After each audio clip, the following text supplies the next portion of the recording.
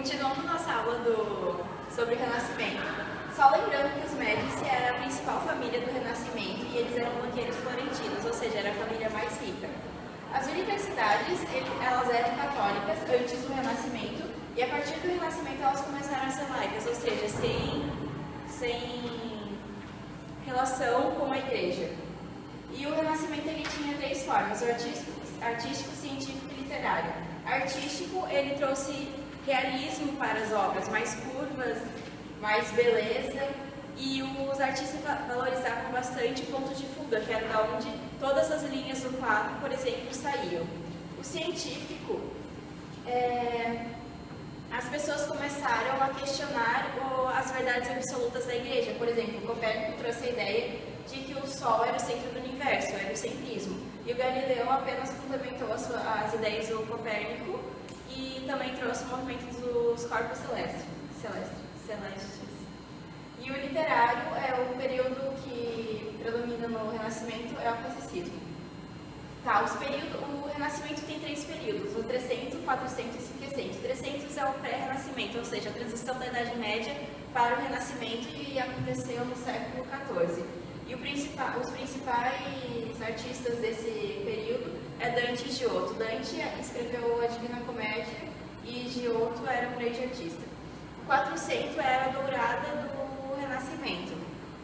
E nessa época viveu Leonardo da Vinci, que era um visionário. Ele era um inventor, por exemplo, ele que inventou o tanque de guerra e muitas outras invenções.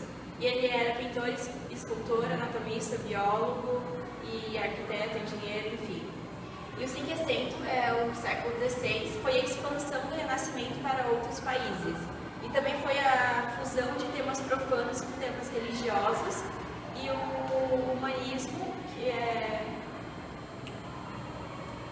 o humanismo que predominava na arte nesse período. E os principais artistas desse período eram Rafael, Maquiavel e Michelangelo, que foi considerado o gigante do Renascimento. E agora, vamos para o Iluminismo. Oi pessoal, continuando nossa videoaula, agora nós vamos falar sobre Iluminismo. O Iluminismo, também conhecido como Esclarecimento, teve alguns traços iniciados no Renascimento e ele foi um movimento global, ou seja, filosófico, político, cultural, social e econômico. E ele defendia que a razão era o único caminho que levava à liberdade, autocracia e emancipação. O Iluminismo teve alguns precursores e o primeiro deles é o René Descartes. Ele que criou o racionalismo, ele é conhecido como o pai da razão e dizia que a razão que levava ao conhecimento.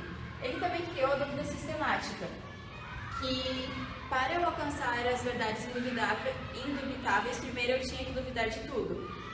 E aqui é a mais famosa frase dele: penso, logo existo.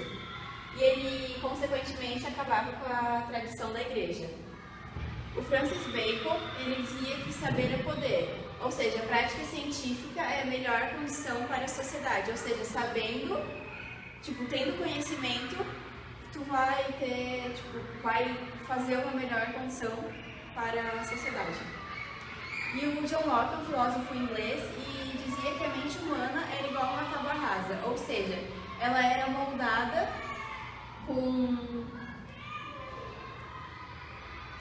quando a mente humana tinha contato com o mundo.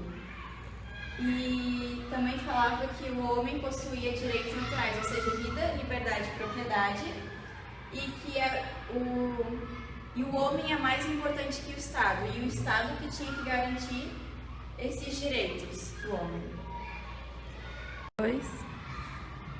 Então, gente, continuando, a gente tem Voltaire.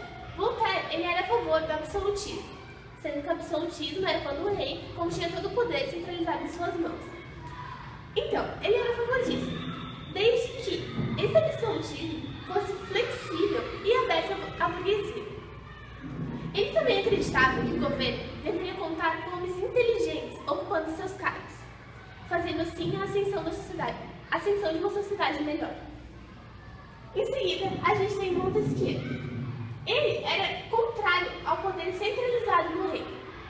Então, ele criou o que chamamos hoje de três poderes: executivo, judiciário e legislativo, sendo que esses três concentravam o poder. e essas três bases o regessem, sendo que um poder não poderia exercer poder sobre o outro. E por fim, a gente tem Rousseau. E Rousseau, ele criou a República. E ele acreditava que a democracia deveria ser através do voto. Ou seja, a gente pode perceber que desde o começo, eles começaram com ideias absolutistas, mas elas foram decaindo, de certa forma, até acabarem na democracia. Então, pessoal, foi essa nossa aula curta. Comente, assine o canal e